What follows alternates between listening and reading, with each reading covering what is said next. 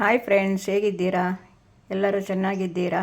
ಇವತ್ತು ನಾನು ನಿಮಗೆ ಹಲಸಿನ ಹಣ್ಣಿನ ದೋಸೆ ಹೇಗೆ ಮಾಡುವುದೆಂದು ತೋರಿಸಿಕೊಡುತ್ತೇನೆ. ಇದು ಚಂದ್ರ ಹಲಸಿನ ಹಣ್ಣು ಅಂತ ಹೆಸರು ಇದಕ್ಕೆ. ಈಗ ನಾನು ಎರಡು ಲೋಟ ದೋಸೆ ಅಕ್ಕಿ ತೆಗೆದುಕೊಂಡಿದ್ದೇನೆ. ನೋಡಿ, ಇದೇ ಲೋಟದಲ್ಲಿ. ಅದೇ ಲೋಟದಲ್ಲಿ 2 ಲೋಟ ಹಲಸಿನ ಹಣ್ಣಿನ ತೋಳೆ, ಮತ್ತು 2 ಚಮಚ ಅವಲಕ್ಕಿ, ಗಟ್ಟಿ ಅವಲಕ್ಕಿ ತೆಗೆದುಕೊಂಡಿದ್ದೇನೆ. 1 ಚಮಚ ಕಡಲೆಬೇಳೆ, ಅರ್ಧ ಚಮಚ ಮೆಂತ್ಯ, ಎಲ್ಲ ಇದೇ ಚಮಚದಲ್ಲಿ.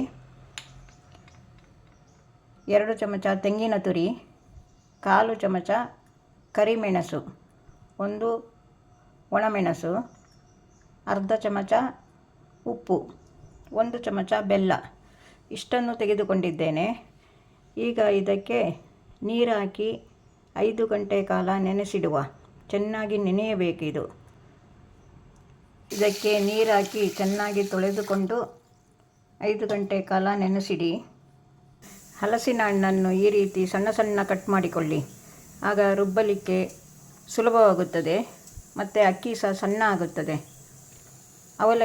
ಅವಲಕ್ಕಿಯನ್ನು ರುಬ್ಬುವ 10 ನಿಮಿಷ ಮೊದಲು ನೀರು ಹಾಕಿ ಇಡಿ. ಇದು ಸ್ವಲ್ಪ ಮೆತ್ತಗಾಗಬೇಕು. ಇದು ಗಟ್ಟಿ ಅವಲಕ್ಕಿ. ಮತ್ತು ಎಲ್ಲ ಫಸ್ಟಿಗೆ ಅಕ್ಕಿ ರುಬ್ಬಿಕೊಂಡು ಮತ್ತೆ ಇದನ್ನು ಹಾಕಿಕೊಂಡು ರುಬ್ಬಬೇಕು. ಅಕ್ಕಿ ಸರಿಯಾಗಿ ನೆಂದಿದೆ ನೋಡಿ. ಈಗ ಇದಕ್ಕೆ ತೆಂಗಿನ ತುರಿ ಹಾಕಿಕೊಳ್ಳುವ, ಮೆಣಸು,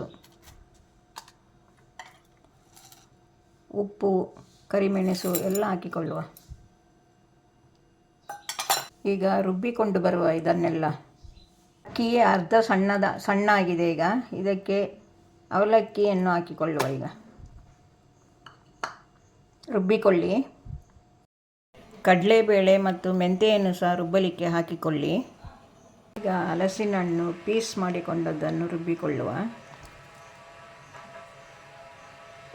ಹಲಸಿನ ಹಣ್ಣು ರುಬ್ಬಿಯಾಗಿದೆ. ಈಗ ಇದಕ್ಕೆ ಬೆಲ್ಲ ಹಾಕಿಕೊಳ್ಳಿ.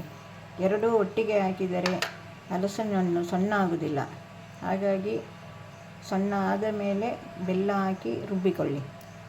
ಸ್ವಲ್ಪ ನೀರು ಸಹ ಹಾಕಿಕೊಂಡು ರುಬ್ಬಬಹುದು. ಮೆಂತ್ಯೆಯನ್ನು ನೆನೆಸಿದ್ದೀರಲ್ಲ, ಅದೇ ನೀರು ಹಾಕಿಕೊಳ್ಳಿ.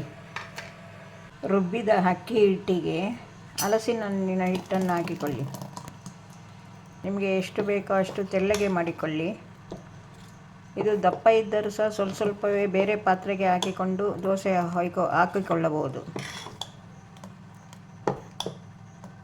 ನೋಡಿ, ಈ ರೀತಿ. ಇದು 3-4 ದಿವಸ ಇಟ್ಟರೂ ಕೆಡುವುದಿಲ್ಲ. ತುಂಬ ರುಚಿಯಾಗಿರುತ್ತದೆ ಈ ದೋಸೆ. ಎಷ್ಟು ತೆಳ್ಳಗೆ ಬೇಕೋ ಅಷ್ಟು ಹಾಕಿಕೊಳ್ಳಿ.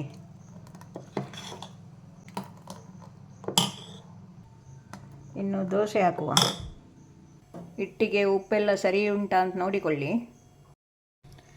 ಗ್ಯಾಸ್ ಹಚ್ಚಿ ದೋಸೆ ಕಲ್ಲನ್ನು ಗ್ಯಾಸ್ ಮೇಲೆ ಇಟ್ಟುಕೊಂಡು ಸ್ವಲ್ಪ ಎಣ್ಣೆ ಅಥವಾ ತುಪ್ಪ ಉಜ್ಜಿಕೊಳ್ಳಿ.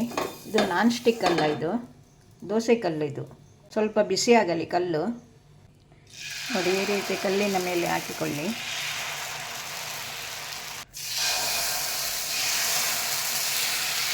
ನೋಡಿ, ಈ ರೀತಿ ಹಾಕಿ ನಿಮಗೆ ಎಷ್ಟು ತೆಳ್ಳಗೆ ಬೇಕೋ ಅಷ್ಟು ಹಾಕಿಕೊಳ್ಳಿ. ಮೇಲಿಂದ ಸ್ವಲ್ಪ ತುಪ್ಪ ಹಾಕಿಕೊಳ್ಳಿ.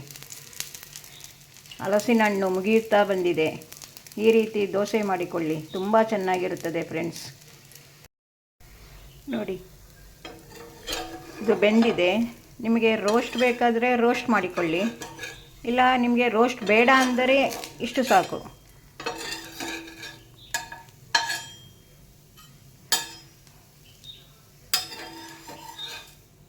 ನೋಡಿ,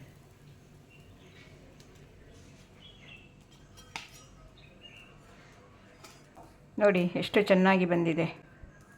ಎಷ್ಟು ಸಾಫ್ಟಾಗಿ ಬಂದಿದೆ ನೋಡಿ. ಸಾಫ್ಟ್ ಬಂದಿದೆ ನೋಡಿ. ಈ ರೀತಿ ತುಂಬ ಚೆನ್ನಾಗಿರುತ್ತದೆ ತಿನ್ನಲು. ಯಾವಾಗಲೂ ಒಂದೇ ಥರ ತಿಂದು ಬೇಜಾರಾಗಿರುತ್ತದೆ. ಈ ರೀತಿ ಮಾಡಿಕೊಳ್ಳಿ. ಓಕೆ ಫ್ರೆಂಡ್ಸ್, ನಿಮಗೆ ಇಷ್ಟವಾದರೆ ಲೈಕ್ ಮಾಡಿ, ಸಬ್ಸ್ಕ್ರೈಬ್ ಮಾಡಿ.